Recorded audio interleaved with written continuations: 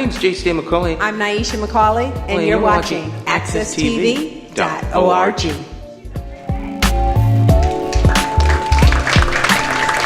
And thank you. The food is always excellent here. It's why we keep coming back. All right, we're going to start our PAC meeting. It's the Public Advisory Committee. This meeting is always open to the public, and I know there are some members of the public here today. Usually what we do is we go through our presentation. The PAC is generous with their time, so we really want to get through our presentation, get the feedback from our PAC members first, but we will be opening up if there's time remaining for Q&A to everybody. So if anybody has a burning question or something to say at the end of the meeting, we'll try to allot a little bit of time for that. Basically what I wanted to do, I guess the first thing to start off with is to recognize a few new PAC members that are here today, or some of them are here today, I believe. Mary Falvey, who's Executive Director of the Harper Preservation Alliance, is replacing Frank Hageman. There's Mary raising her hand. Welcome. Kurt Salmaragi from Federal Highway Administration, replacing Chris Hansen. Is Kurt here? I know I saw Dave. And Kurt's been involved with the project, so he's familiar with things. And Rob Alves from Capital Region Council of Governments, replacing Jennifer. Hey, Rob. So what we're going to cover today is basically we're going to start by recapping a little bit of what we heard over the series of meetings we've had over the past few months. There was a local streets working group that was held here a while ago. We want to bring you up to speed on what happened at that. Talk a little bit about some of the multimodal station planning that's been ongoing, and the new CT fast track alignments that the project team is currently working on. The main portion of this agenda will really focus on the I84 I91 interchange. That'll take about 40 minutes or so, and then we'll conclude with some next steps. Just want to also point out on both sides of the room, on the back sets of tables, a lot of the project team is here in attendance. So we have good representation from all members on the consultant side, as well as DOT and Federal Highway and others. So with that, Casey will lead off the discussion.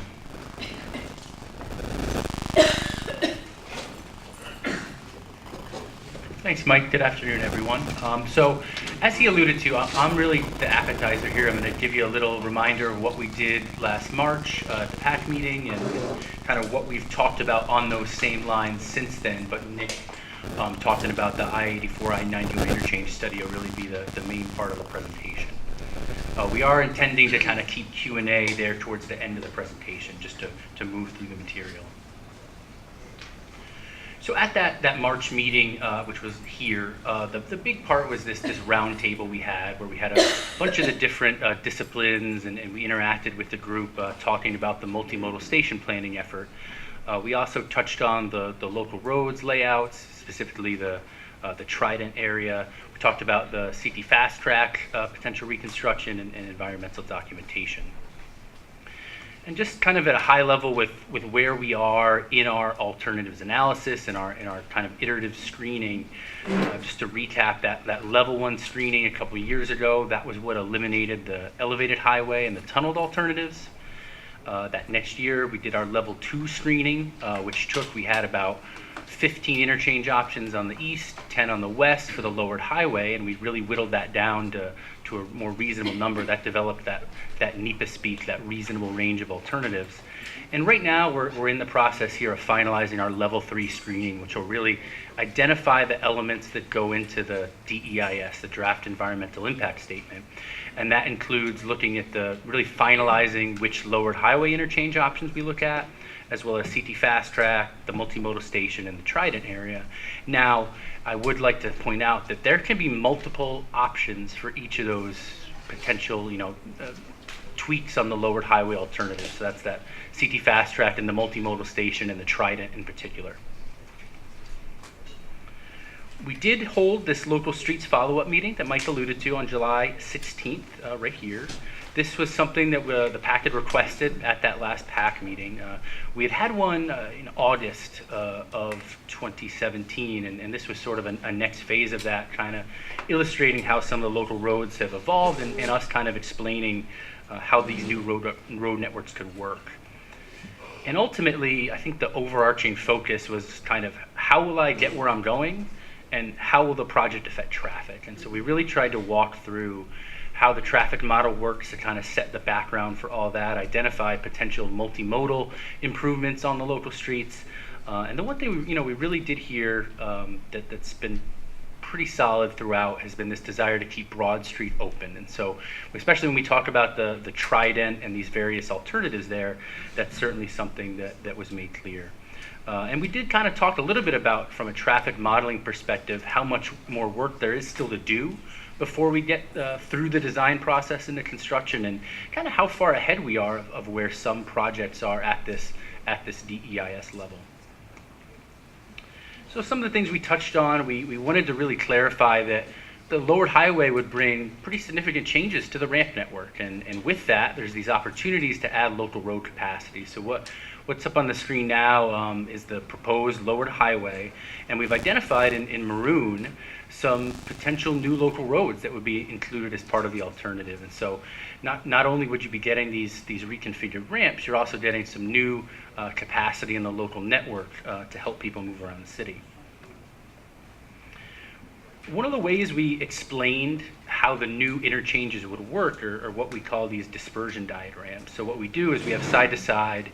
One example shows existing conditions, one shows a proposed interchange, and the blue colored arrows are really intended to convey how traffic gets to a specific ramp. And so we walked through these with the attendees at the meeting, and I think I'm fair in saying they were pretty well received, and it's a tool we plan on using as we go forward to help answer questions. The last really point of discussion was the Trident, something we've been talking about for a while. We just kind of reminded folks of where we stood. We did recommend that the roundabout be eliminated way back in November of 2017, so that's about 2 PAC meetings ago. We did convey at the March PAC meeting that we thought this Western Shift idea, which is where we were going to move the intersection of Farmington and Asylum about a block to the west, we thought that was probably a non-starter due to the additional property impacts it brings about. So we've kind of always, for the last 6 months, planned on carrying this Farmington Avenue extension, which is something that was brought to us by the city and their consultants, something we've now adopted as part of the lowered highway. And then this discontinuous Broad Street option, we've always been saying that we'll be vetting those in the DEIS. Recently, and something we mentioned at that local roads meeting, was we've brought back onto the table what we call an improved Trident. So that really keeps the streets essentially in the same configuration they are today, doesn't close anything, doesn't make anything one way. But these new streets that we've added to the lowered highway, the Garden Street extension, the Farmington extension, we now think we have an opportunity to, with some signalization improvements, make those intersections work a lot better than they do today. So we've brought this improved Trident option back onto the table, and this is something we're now planning on looking at in the DEIS. Since the PAC meeting, we've been continuing to work on the multimodal station. So at that PAC meeting, we had kind of come to you with a recommendation that we advance a couple station concepts north of Asylum. We're advancing both option E1 and E3, and I will go through those here in a second. And what we've really been looking at is working on more about the relative differences between the two, trying to understand how they fit into our goals and objectives, and as we move forward, how we may eventually be able to get to one option. Just a quick refresher on what station concept E1 is. So just a quick overview of the map. We have Broad Street here at the left, which turns into Codswell. Here's Asylum Avenue running from left to right. This is that Farmington extension that comes down here. This new road would be constructed on the west side of Bushnell Park. Existing Union Station, here's Bushnell Park. The lowered highway would be under this proposed cap, continue up and around towards I-91. Eastbound off and on ramps located on that new Bushnell Park West Road. And then this is that Garden Street extension we've talked a lot about, and coming right down towards Spruce Street. So this option E1, and in fact both of the options we'll talk about, position the rail station right here on the north side of Asylum. This is kind of one of the defining conclusions we reached at that last PAC meeting. And then the difference between the two is really where the bus facility, which is really an inner-city bus facility that hosts some local bus routes as well, and a parking garage would be located. And so in this E1 concept, it's located just to the north side of Garden Street and would be constructed on a cap over the lowered highway. And the access to it would be down from Spruce Street.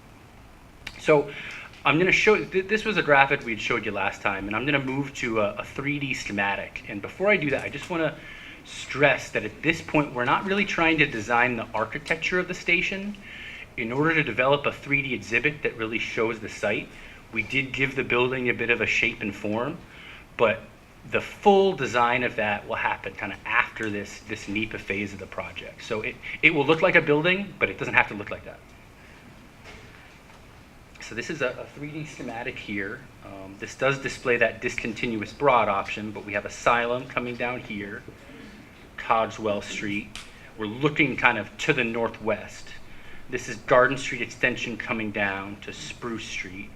Here's that existing Hartford Union Station. So again, pivoting back to the proposed ideas, this is the rail station.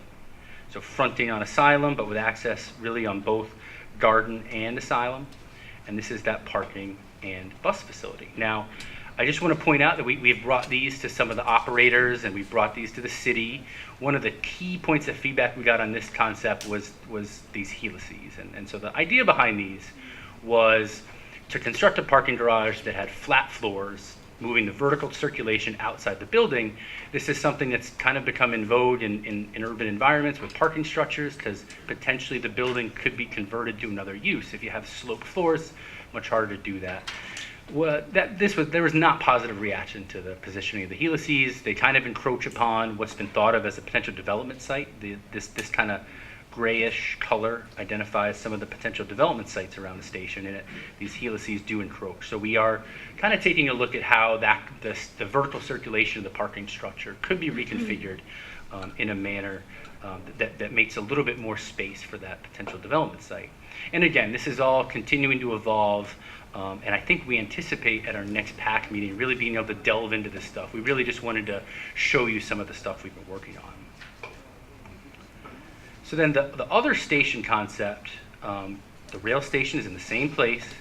It really just moves the bus facility from a cap over I84 onto solid ground just to the east of the highway. And so then the bus facility would kind of be the lowest floor, would come underneath Garden Street to really minimize the distance between the rail station and the bus station, and then the parking structure would be here to the north of Garden Street, constructed up.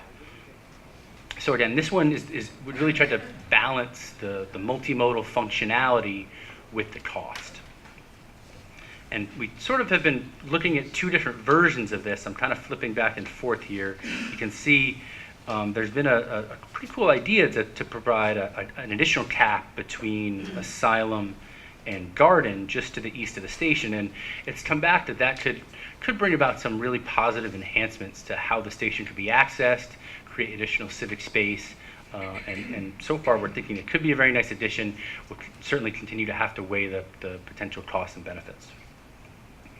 Here's a 3D rendering then of what that E3 could look like. So again, the bus and the parking facility moving from up here above the highway down to the east of the lowered I-84. As you can see, at grade I-84 coming out from under Garden Street, the rail tracks here.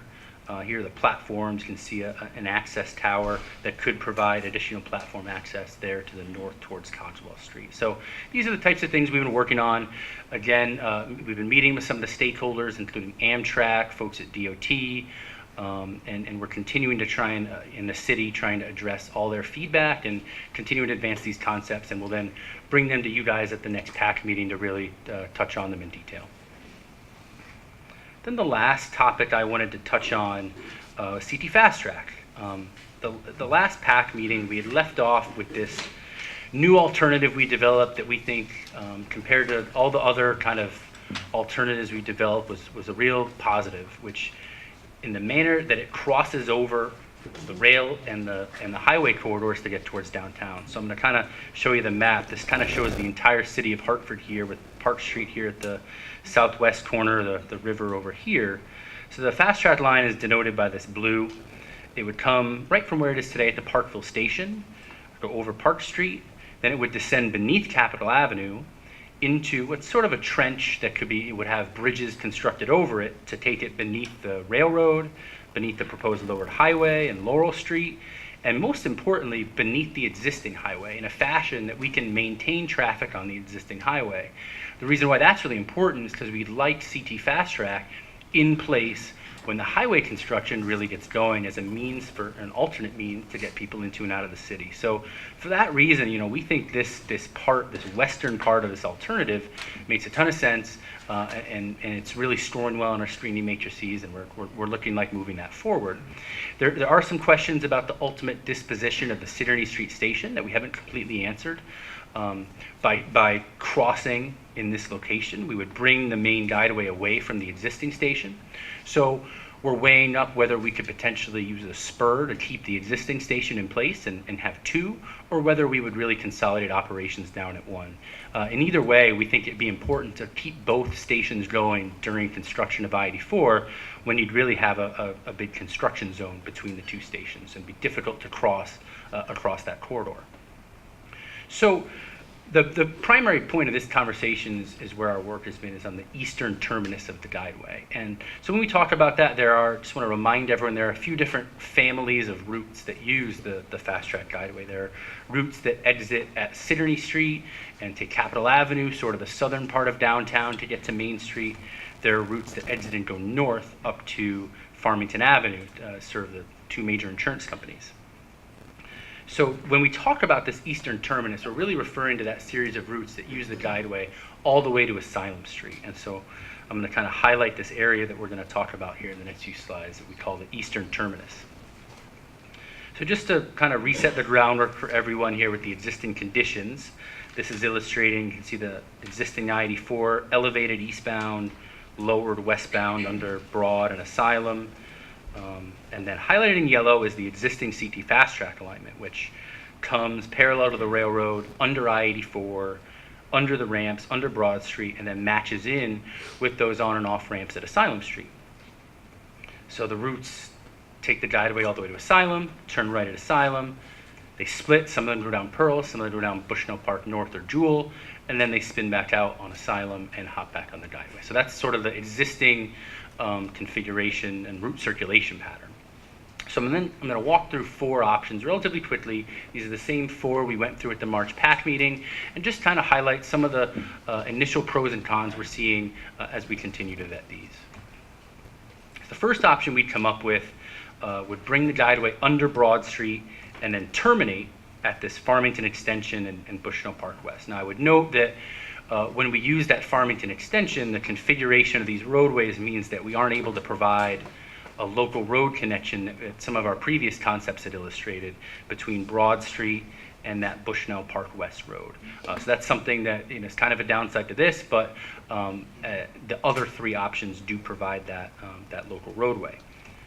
So the guideway, again, would take you a dedicated guideway all the way to that Farmington extension, and then the buses would continue north on Asylum through those two signalized intersections, and then make their right turn and follow that existing circulation pattern. So, one of the immediate things, questions people ask is, what does that look like on Asylum or on Bushnell Park West?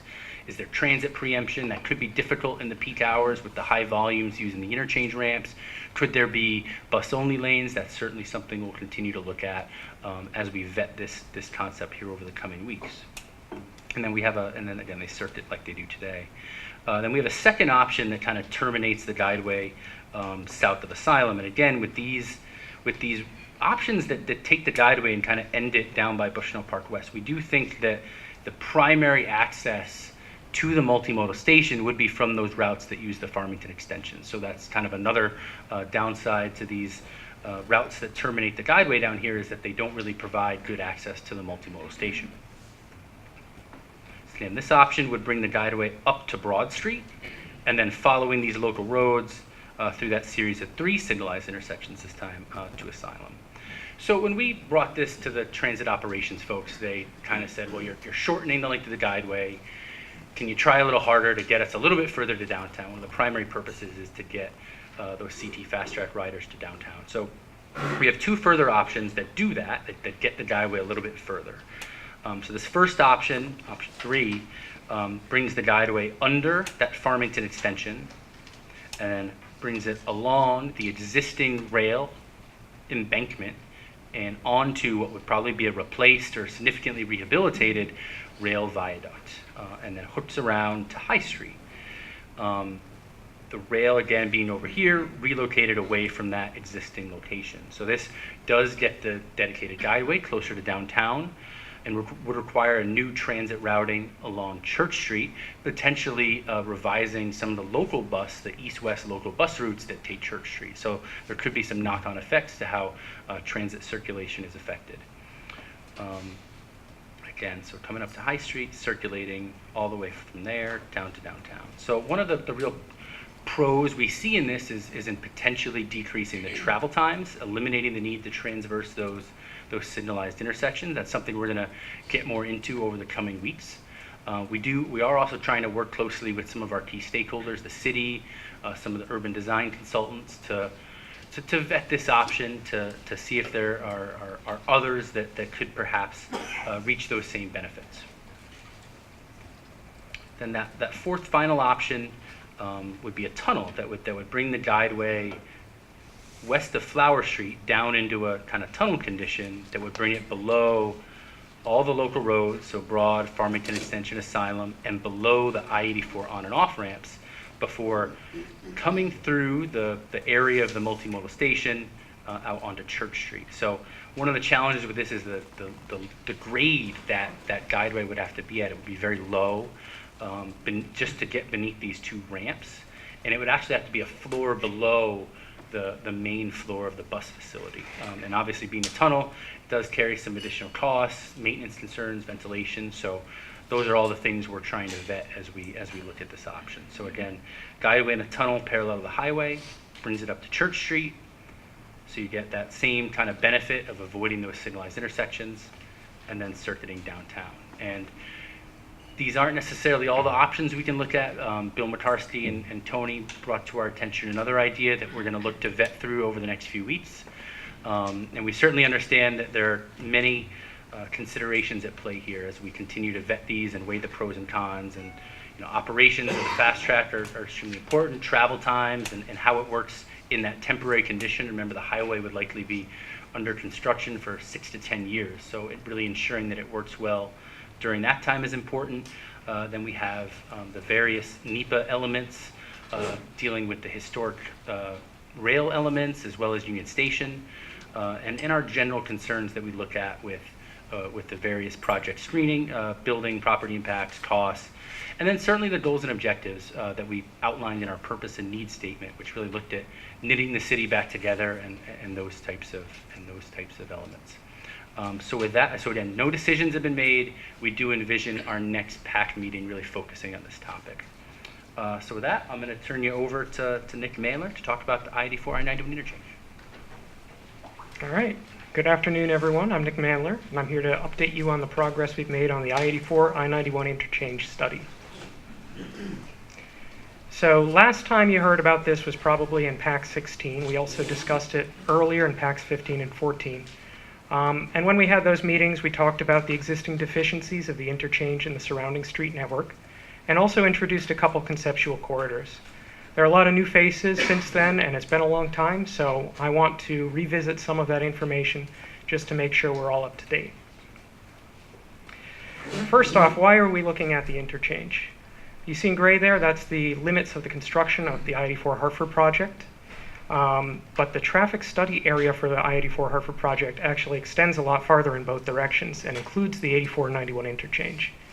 So when we were doing traffic analysis of the freeway, we quickly found that the interchange itself was a bigger bottleneck than 84 on the viaduct.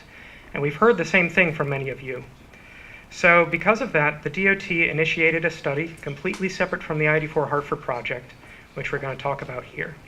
The study is very conceptual level. It's just looking at the feasibility of some concepts for what we could do to help solve the deficiencies at the interchange. It's funded by the Federal Highway Administration, and it is completely separate from the I-84 Hartford project. Anything that you see here, any concepts, do not obviate or diminish the need for the I-84 Hartford project. I'd also like to point out that this is in a similar state as the hub study. It hasn't gone into NEPA yet, so There may or may not be a project depending on whether funding is available at the next step.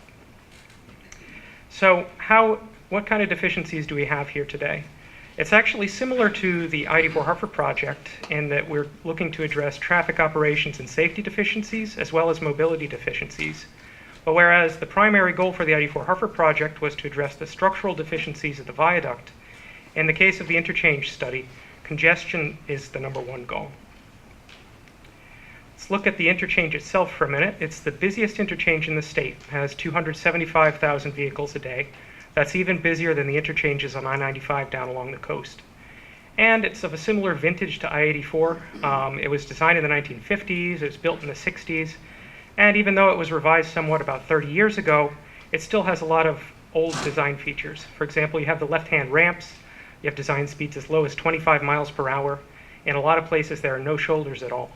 A big part of that is because of how constrained it is. It's built right between downtown on the west and the river on the east. Partially as a result of that, we have a big bottleneck here. For dozens of miles in each direction, I-91 and I-84 both have 3 lanes in each direction. It's only when they get into Hartford and approach that interchange that it drops down to 2 lanes in each direction.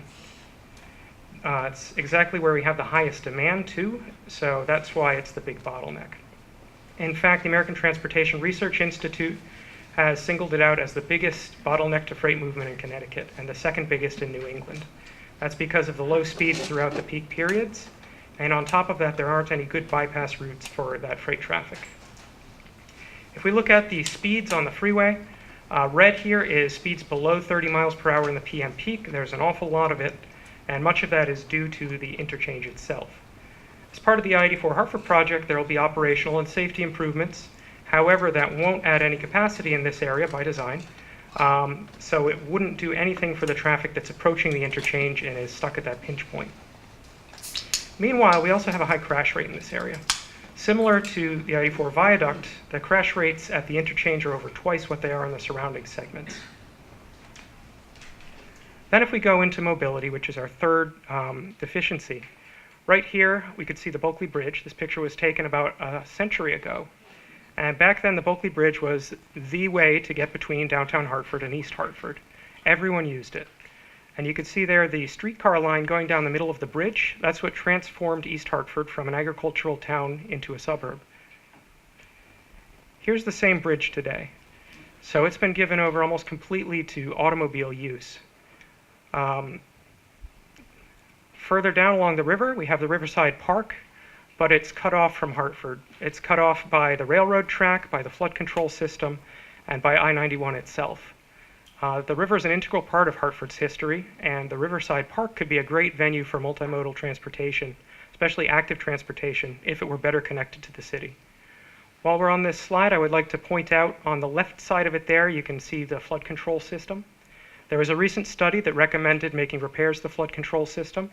These repairs could be done at any time. They would be a completely separate project from what we're talking about here, and they don't require any freeway work at all. So now I'm going to go through the concepts very briefly, and then I'll look at them in a bit more detail. There are 6 of them. The first one is the no build, which is just keeping everything the way it is today. The second one is existing corridor, which is rebuilding the interchange in its current location. The third one is southern corridor, which would shift I-84 to the south. The fourth is the northern corridor, which would shift I-84 to the north. The fifth is the eastern corridor, which would move I-91 across the river into East Hartford. And the sixth is the tunnel corridor, which would put I-84 and I-91 in tunnels to bypass Hartford. So looking at the no build, you're all very familiar with the concept of a no build by this point. All it does is keep the existing interchange in a state of good repair. But because of that, it doesn't address any of the deficiencies. On the other hand, it doesn't have any impacts. So one thing we usually look at when we're looking at an interchange is how can we modernize this or build it to current design standards. In this case, what that would require is moving the ramps to right-hand ramps rather than the left-hand ramps we have today, and increasing the speeds on them to about 40 miles per hour. It would also require, in addition to that third through lane in each direction, adding shoulders. Unfortunately, there's not a lot of space here, and adding those ramps would require 2 new bridges across the Connecticut River flanking the Bulkley. On top of that, the Bulkley Bridge itself would have to be widened in order to handle this. And of course, there would be property impacts as well. As a result, we don't feel that this addresses the deficiencies. It might have some impact on congestion reduction, but at the same time, it would be pretty bad for mobility.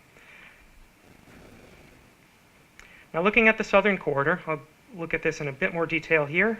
I84, coming into the city from the west, would enter a tunnel down here in Parkville, go below the Behind the Rocks neighborhood, beneath the southern part of the city, and then reemerge over here in Coltsville. There would be a major interchange with 84 and 91 in Coltsville.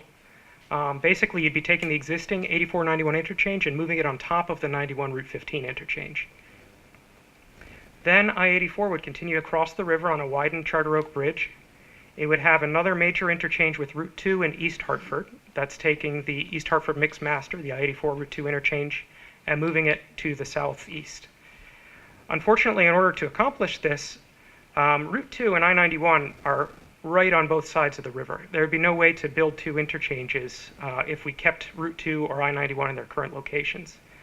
So as a result, in order to manage an interchange here, we would have to move Route 2 to the east, right on top of where Main Street in East Hartford is today. So that's an extreme impact. On top of that, within the tunnel section itself, you might think there would be no impacts, but anytime we have tunnels, we also have to think about ventilation plants, we have to think about vibration during construction, and we have to think about cost. So when we look at the deficiencies, it might seem like the tunnel could be a good way to move traffic through Hartford, but one big issue is even using the largest tunnel boring machine in the world, we could only fit 4 lanes in each direction. That might seem sufficient, but the problem is it's not 4 lanes side by side, it's 2 sets of 2 lanes on 2 decks. So because of that, it wouldn't match in very well with the interchanges on either side. As a result, it'd be really tricky to get the operations to work correctly on this. In addition to that, within the tunnel, there would only be room for 3-foot shoulders on both sides of the travelway. So that means anytime there was a fender bender or someone running out of gas or a tire popping, that would effectively shut down I-84. And on top of that, it would be very difficult for emergency vehicles to respond to any incidents in the tunnel because there's no intermediate access. They would have to go to the far portal and drive back through it. Anyway, this southern corridor concept does not appear to address the deficiencies that we're looking for. The next one is the northern corridor. So this would take I-84 right around Union Station, and instead of curving around to go between downtown and downtown north, it would go alongside the existing railroad track, underneath Main and Albany, go up just to the west of the Xfinity Theater. It would have a new interchange with I-91 in the North Meadows, cross the river on a new bridge, and then tie in with the Governor Street ramps in East Hartford. The interchange with Route 2 could be simplified and shrunk down, freeing up some land. The DOT had originally planned a freeway here. It would have been I-284. That was canceled, obviously, but the DOT still owns a lot of this land, so the property impacts would be limited. However, we're very cognizant. We don't want to create a new divide between Upper Albany and downtown North. So if we followed this concept, we would definitely cap I-84 in this area to minimize any sort of impact. In addition, I-91 could be lowered and capped alongside the riverfront, restoring access between downtown Hartford and the river. And in addition, because the travel patterns don't change very much, access is in similar places to it is today. Because of that, the existing I-84 corridor, which is shown here in green, could be turned over into a local street, and the Bulkley Bridge could be restored to its historical condition, including putting CT Fast Track across the bridge on dedicated lanes into East Hartford. So this does appear to address all the deficiencies. It addresses capacity, it addresses safety and operations, and it addresses mobility. It does have impact, so it's not all win-win, but it is the only concept out of the 6 we have here that addresses all 3. The eastern corridor, the purpose of this is essentially to restore the riverfront to Hartford. And it does this by shifting I-91 off into East Hartford. I-91 would cross the Charter Oak Bridge. It would follow the existing Route 2 corridor up through the interchange with 84. It would cross the Connecticut River on a new bridge, and then it would tie back into I-91 up here in the North Meadows. The green line that you see here follows the former I-91 corridor. And as much as I would like to say that'd be a nice tree-lined street, Unfortunately, there's a lot of traffic on 91 that wants to get to or from downtown Hartford, and as a result, this green road would still be carrying an awful lot of traffic. So it would be more like Route 9 in Middletown. As a result, this doesn't appear to address the deficiencies. It has some benefits, but one big fly in the ointment is this giant white blob you see there in East Hartford. This would be an interchange that would have to fully connect I-84, I-91, Route 15, and Route 2. On top of that, it would also have to connect to the Founders Bridge. So we aren't optimistic that we could even design something that would fit in there. Even if we could somehow manage to connect all those roadways in such a constrained space, it is 4 major interchanges combined into one. The property impacts would be pretty enormous. There are mobility benefits in Hartford, so we'd have to consider that too. And finally, the tunnel corridor. I'm going to go into a lot of detail on this, so we have this slide where I'm just going to briefly go over it, and then there's a whole other section where we'll look at a bit more depth. But essentially what this does is it tunnels I-84 all the way from Parkville well into East Hartford near Rentschler Field. And it would tunnel I-91 from down here next to the airport all the way up into the North Meadows. They would completely bypass downtown Hartford and most of East Hartford. This dotted line that you see here would be an underground interchange between the two freeways. However, there would be no access between these tunnels and the surface streets. So if you wanted to get to any of these neighborhoods in Hartford or East Hartford, and you were approaching on the freeways, you would have to exit at one of these 4 ellipses that you see here. We call these the portal interchanges. And as you'll see in a while, these portal interchanges are pretty big and they have some significant impacts associated with them. So as far as these green lines that you see here on the former freeways, basically there's still going to have to be freeways, or if they were changed to signalized roadways, they would have to be incredibly wide. We'll see an example of that in a couple minutes as well. In order to dig these tunnels, we would need 4 tunnel boring machines, again as big as the largest tunnel boring machines ever used. And even then, we would still have to dig out the interchange itself more or less by hand. So there's 12 miles of tunnel here, 6 miles of that is at the interchange itself, as dug using very slow methods. In order to get down to the interchange, in order to dig those tunnels by hand, you need big access pits that are essentially going down through Colt Park. On top of that, you still have those ventilation plants all along the tunnel section.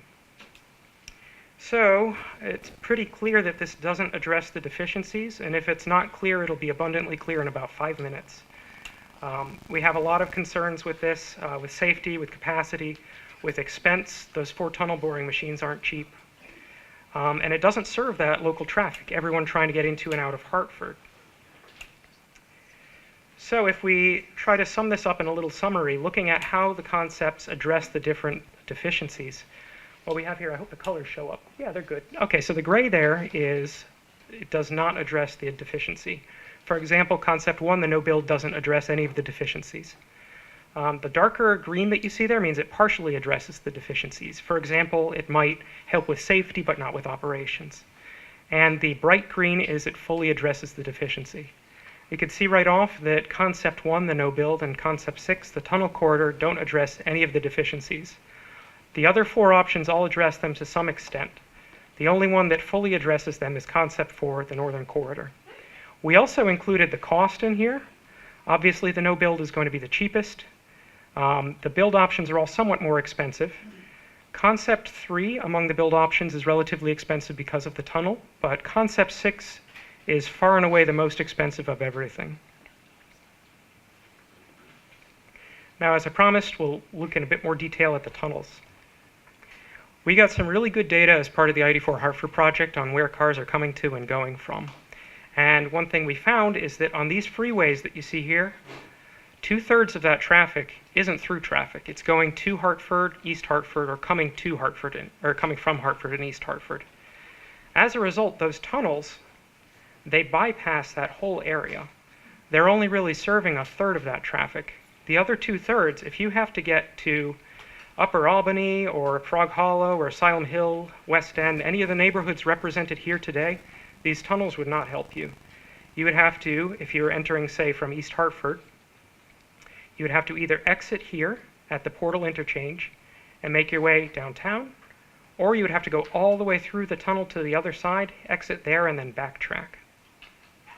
When we look at the portal interchange itself, again, this is in East Hartford approaching the tunnel, so trying to get into the city. So much of that traffic would be trying to exit there. It would be, I believe, 43% of the volume, so it's a huge amount of traffic. That includes all the traffic going between the interstates and Route 2, because Route 2 is now discontinued as a freeway. It includes all hazardous vehicles. Hazardous vehicles would not be allowed to go through the tunnel. As a result, they would be going through downtown Hartford instead. On top of that, we can see here a little hint that the tunnel is, again, split into 2 decks. You'd have to be in the correct lane for those decks well in advance of the interchange. Now, looking at it from above, let me orient you for a second. North is to the upper left here. This is in East Hartford, so you can see Rentschler Field up in the top right. Downtown Hartford is basically behind us, lower left.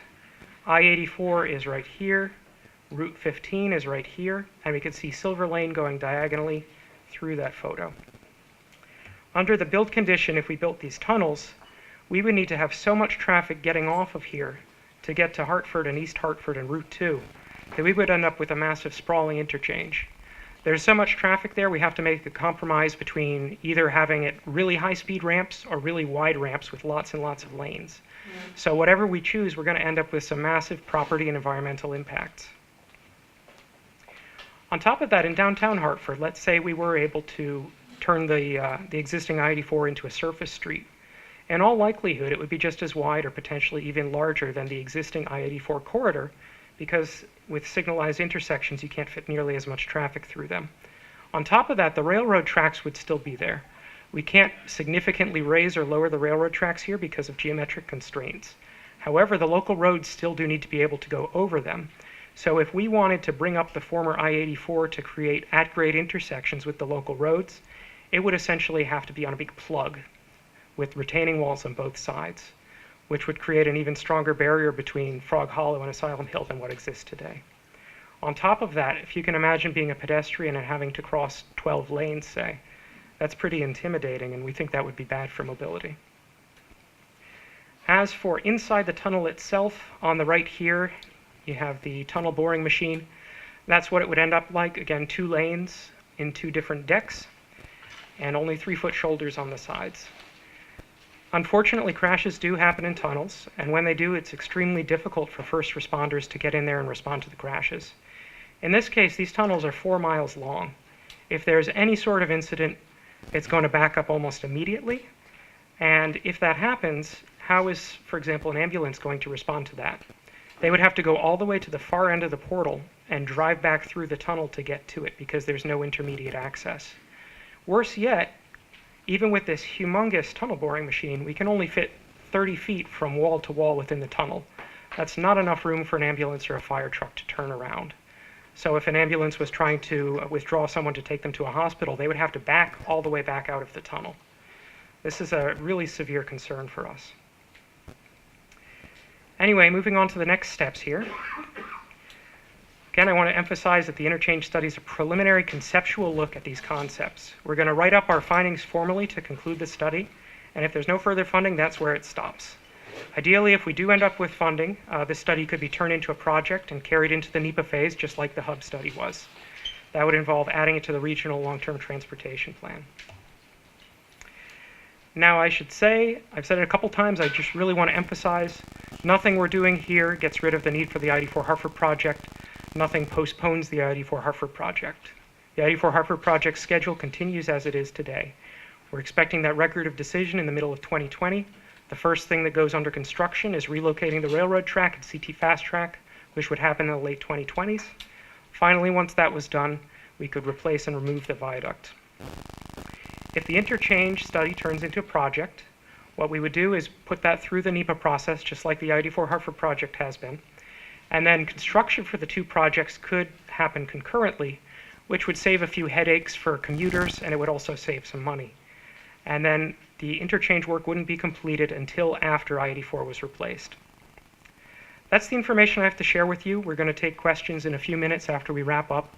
I know it's a lot of information to digest. A lot of this is new information too.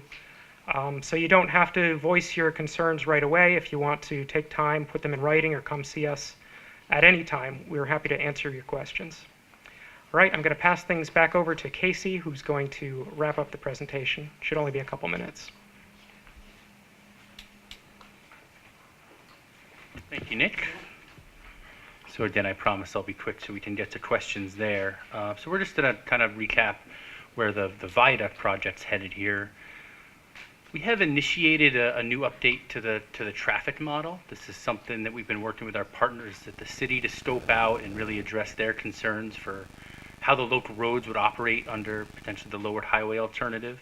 So that process is getting underway. We expect that to be complete in mid-2019. This will allow us to build in some of the recent changes. Remember, this model was originally developed in 2012, 2013, so things like Dono, the ballpark have all come since then. So this will really give us a good update and framework for doing our traffic analysis during the design phase.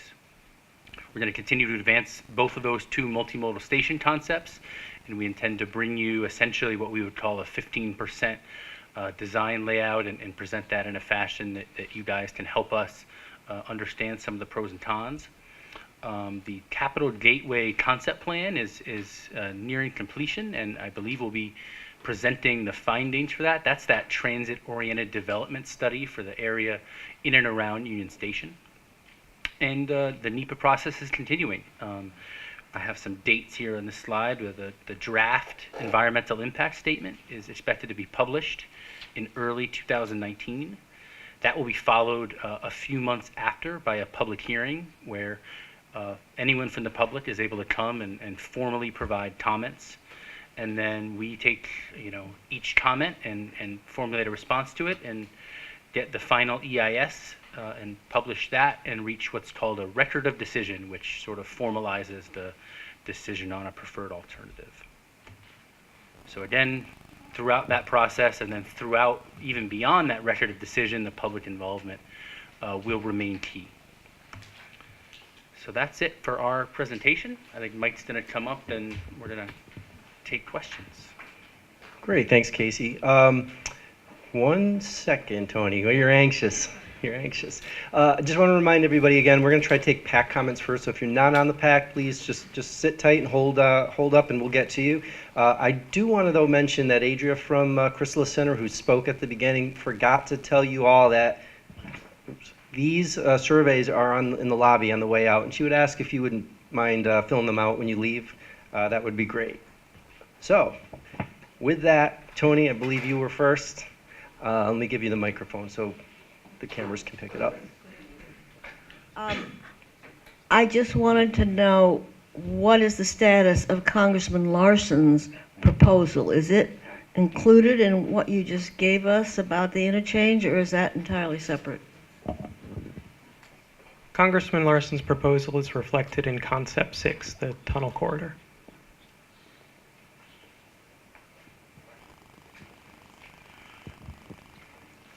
Well, I'm speaking for myself, and I've been involved with this for several years now, worked with a lot of good people on putting together what currently sits before this body, but I have often said in these meetings that this is an interstate highway project. It's not a local urban renewal project, and that if this project did not address congestion, then it did not meet the needs of the interstate highway community that pays for it. There's no local money in this. The money for these projects comes from mostly the federal government and the state government. So I'm pleased to see the detail that you have now put up here as far as alternatives are concerned, that is an interstate highway project that does address congestion and does provide additional safety benefits, does address the congestion problems that we have as a trucking industry, in particular, the high crash rates, etc. I'm concerned about the tunnel because it looks like to me that presents more safety problems than what are currently being experienced. I'm not sure that it does much for capacity. There is no local access, but what I'm concerned about is the numbers. I mean, you have schematically a bunch of dollar signs here. and that tunnel concept has got the most dollars. And I'm wondering if you could somehow give us an idea of what the dollars look like on each one of these alternatives. All right, we don't have great estimates for all of them, but I can give you order of magnitude costs. If we're looking at the no build, that's probably tens or hundreds of millions of dollars. If we're looking at concepts 2 through 5, those would be roughly in the billions of dollars, and concept 6 would be in the tens of billions. Tens of billions. Yep. Well, I just don't see that makes a lot of sense, because you're not getting much out of that kind of money, and you spend an awful lot of money. So I'm pleased and satisfied that you are now looking at an interstate highway project that will be funded with interstate highway funds and will address the needs that the interstate highway community has. Okay, thank you for your comment. I'll get Aaron and then Jackie. Good afternoon, all. I just want to point out the fact that this is an urban project. Regardless of whether you construe it as an urban renewal project or not, the fact of the matter is you can't physically get around to this. It's located in the largest city in central Connecticut. So this is an urban project, regardless of whether we're doing a highway or not. And to ignore that fact to ignore that fact, I think, is very short-sighted. And the reality is, study after study has shown that if we try to build our way out of congestion by increasing the size of highways, we just build right back into that congestion very shortly after that. So to accomplish what Mike is talking about is short-sighted at best. Really, what we need to do to get around congestion is not build bigger and better highways, but to encourage more folks to live in these cities and not have to be on top of a highway. So I think it is very critical to just remind everyone that this project is taking place, again, in the heart of what is truly the largest financial asset that central Connecticut has. And that's not often said about the city of Hartford, but everyone in this room needs to remember that the largest financial asset that the entire state of central Connecticut, entire central portion of the state has is the city of Hartford. And to ignore that when we talk about the cost of this project is naive. Again, naive at best. All right, thank you, Aaron. A couple of things. The tunnel, I really have to look at it again, because I thought we opted out of a tunnel because you had one way in, one way out, and all the things that you bought. And how could you build a tunnel where you can't get an ambulance in there? That's 50 years from now, somebody will think we're all brain dead if we do something like that. And I always think about that, what it seems like to make sense today. What will our next generations think we were doing? So, I mean, you'd really have to, I have to really go through that tunnel thing again. And yeah, we do get on, locals are on the highway more than they probably should be, but I don't think that just to get the through traffic, the tunnel just seems bizarre to me. The only other thing on this I-84, I-88, I-91 exchange is that you're going to do something with exit 29 off of 91. That is another safety nightmare. I seem to go that way a lot lately, and I'm really considering getting off the highway, and I'm a highway nut, remember. I get on and off every 2 minutes, but it's scary there sometimes. 29 is the ramp to 15 North. That connects to I-84 on the east side, right? Right. So I don't know if any of this takes that into consideration. It does not, but the state currently has an upcoming project that intends to address that. How soon, Mary, is it? The commissioner could probably answer that better than me. It goes out to bid in September, this month. Out to bid Out to bid this month. this month. I might be alive. Okay. All right, thank you for your comments. And, I guess the thing is, are the considerations of safety issues and the size of the tunnel bore and all that, I mean, are they serious considerations? Or are they just light I think they're pretty significant. Yeah, they are serious. just a clarification of what I've seen here, and we're going to stick with the 84 or the interchange study for a moment. It appears that option of the northern passage also incorporates all of the work that's being done on the viaduct. So everything that would be done on the viaduct becomes plug into the northern option, essentially. That's correct. Every concept that you've seen here still would require the i84 Hartford project in some extent. That's the one that ties in the most directly with it. Exactly the point I was getting to. And I'd also like to say that the tunnel issues that you're bringing up from the public safety standpoint, if you don't have shoulders, don't even consider it. If I can't get a cruiser through there with traffic completely stopped up, don't even consider it, because it's all it's going to take is my one trooper to go to the other side, and we're telling him to come in the wrong way, and one person figuring out how to get around it. And now we've got a head-on situation of when we're trying to plan on vehicles coming in the wrong way. So if you can't get vehicles around in emergency lanes, I wouldn't even put it on the table. All right, thank you. I just had a question, Nick, because the tunnel you showed, we could do 4 lanes per direction, but they'd be split to upper and lower level. Given that a lot of the traffic would still be heading to downtown via a surface road along the current i84 alignment, is it possible to get away with just 2 lanes and really wide shoulders? All right, that's a great question. Basically, the lower 2 lanes would not serve that 84-91 interchange. They would go all the way through the city. So if you were coming in on I-84 and you got in the lower 2 lanes in that tunnel, you would not have access to anything until you got into West Hartford. And those lanes would operate very smoothly. The reason why is because it's a very small percentage of that through traffic. And I said a third of the traffic wants to go through the city. A lot of that is going between the freeways too, between 84, 91, and Route 2. So that's not even using that lower deck. Anyway, I might be able to make that work with 1 lane. However, the other deck that serves the interchanges would be far over capacity. The reason for that is you take the traffic, for example, that's using the Charter Oak Bridge today, and now that has to fit in a single lane ramp going between 84 and 91.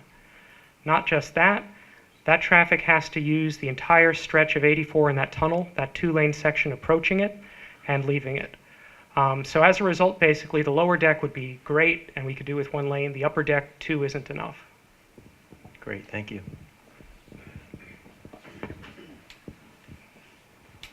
So this is more of just a general question. I'm wondering if in the planning, like how much interaction do you have, or how much influence, communication do you have with other cities that have kind of tackled similar issues? I'm from Philadelphia. I know for a long time there was the big debate about a highway that ended up going under the city. We had some capped highways, and I think it's been a relatively successful project. I'm just using that as an example and an excuse to mention the Eagles game tonight.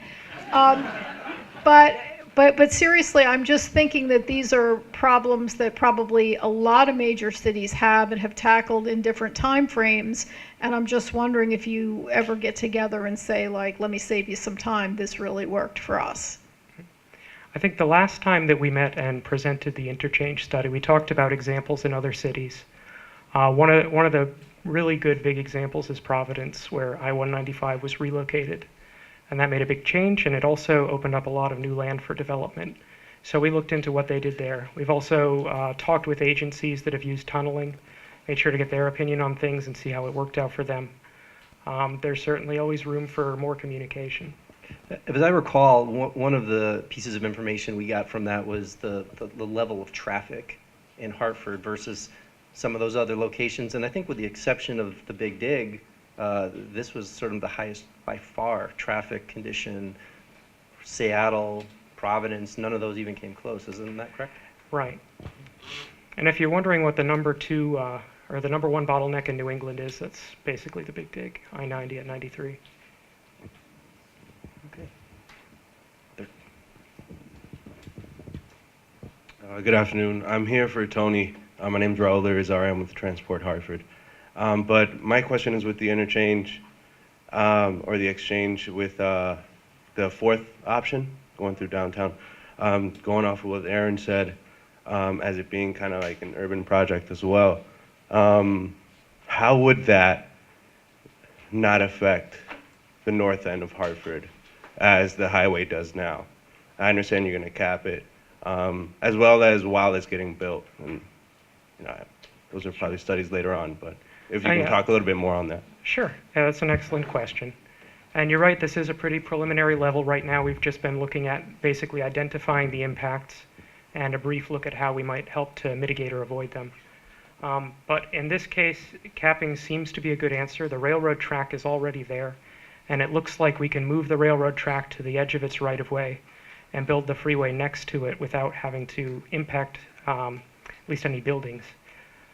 So as a result of it, I don't think the construction impacts would be huge. Obviously, capping would be a big part of that.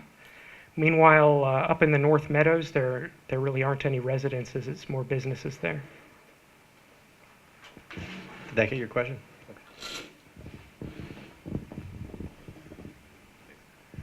I would just add that the Exit 29, the Charter Oak Bridge project, that's a really good project that's going to be done, so I'm glad that's going out to bid. And since that's going to be done very well, I think that basically renders all these other concepts not doable, right? Because you'd then be encroaching on that territory and leaves this northern option, which, again, I agree with Mike, we're very encouraged by that.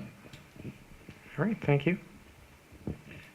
Do you mean since they're going to be fixing the Charter Oak, the other options would necessitate a replacement of that and kind of throwaway work? By looking at the maps that you had up there, yeah. If there was going to be, yeah, I mean, let's have this great project that they're going to put out to bid. Go ahead. It's gonna add capacity, ease congestion. Let's not mess with that, and let's stick with the northern route. Okay, all right, understood. Thanks.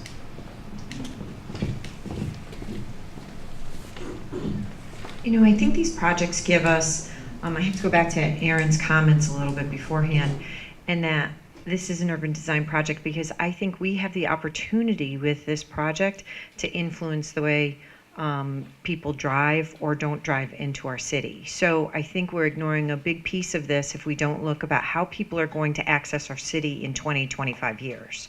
I mean, it's a lot different if we looked back 20 to 25 years, how many cars are coming into the city versus today.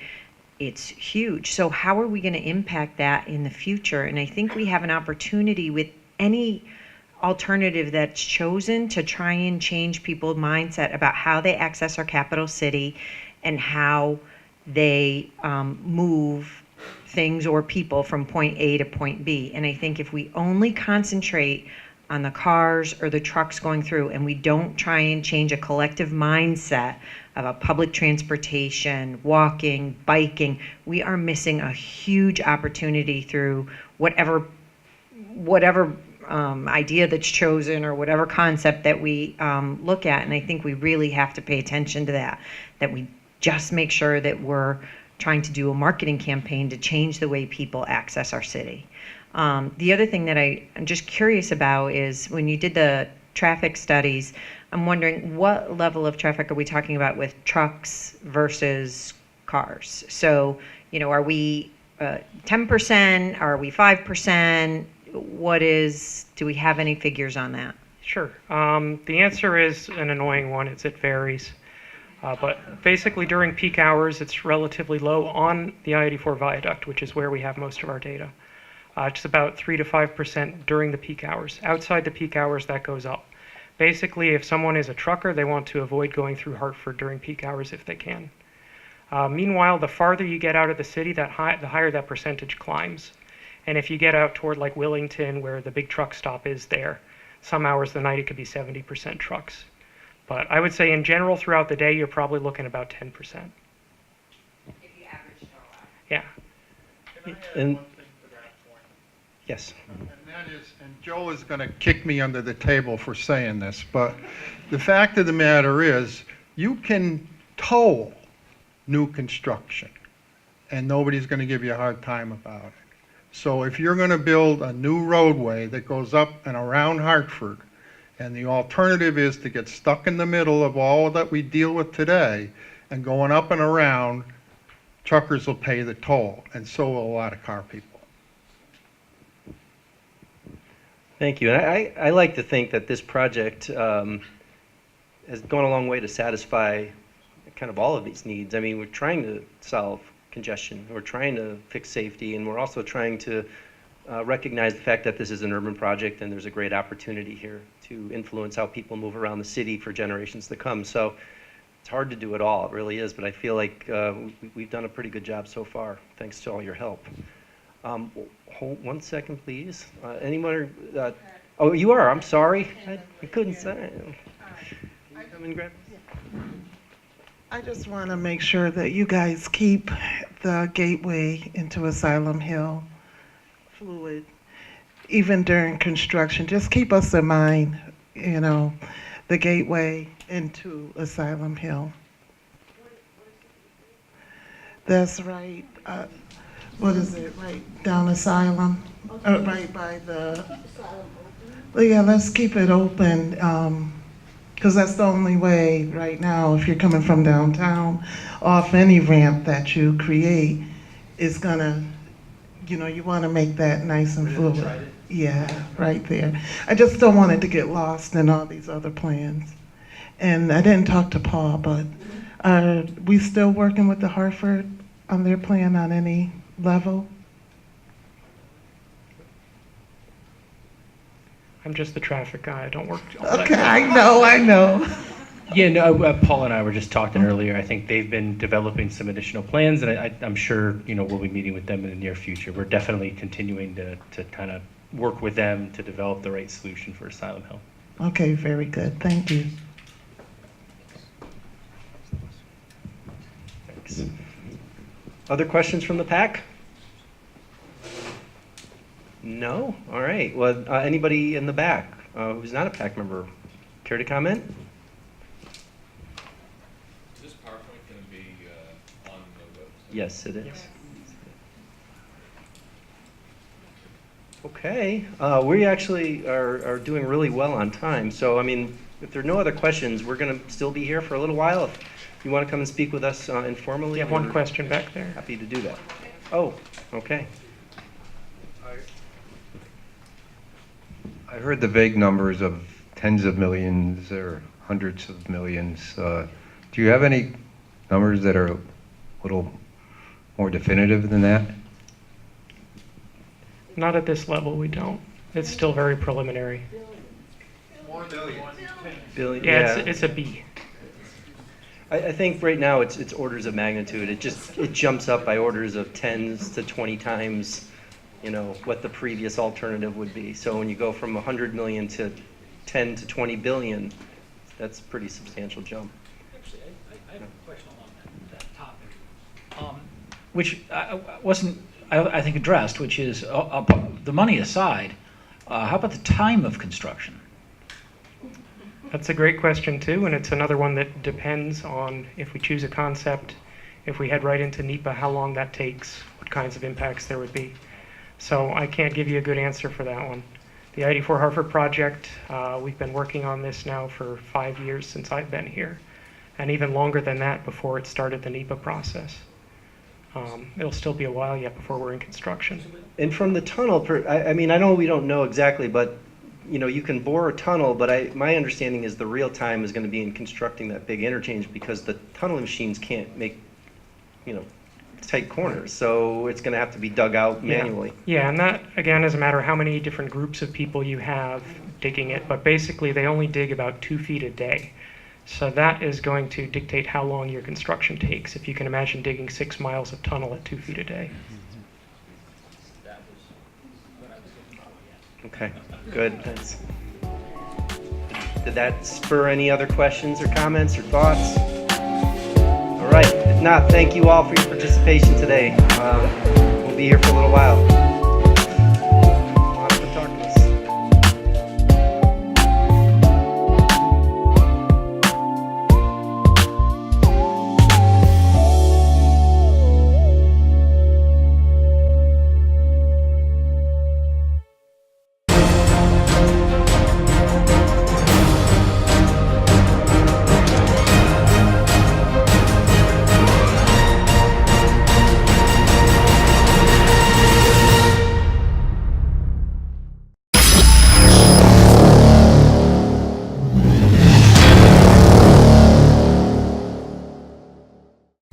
My name is J. Stan McCauley, and I do business as Lightsource Productions. I provide professional services in the area of strategic video communications. First, what we do is we help you craft your message using what I call the rule of the 5 W's: who, what, when, where, and why. We do event documentation, content acquisition, full-scale productions, editing, and of course distribution through our social media television network. And with social media, video is more important now than it has ever been. Whether you're talking big business, small business, nonprofit, church, or just an individual. Let's say you plan you're planning an event, a wedding, whatever the case may be. But let's say a big event, but no video. And you spent all this time, all these hours to put this event on, and maybe 100, 200 people attend the event. But more important than that is that thousands could attend by watching it on social media. But of course, you don't think about this until after the event is over. You can't afford not to capture it for social media. And despite what people think, I am affordable. Give me a call. Let's plan your next video project and share it with the world on my social media television network. I promise you that you will have the attention of one person, me.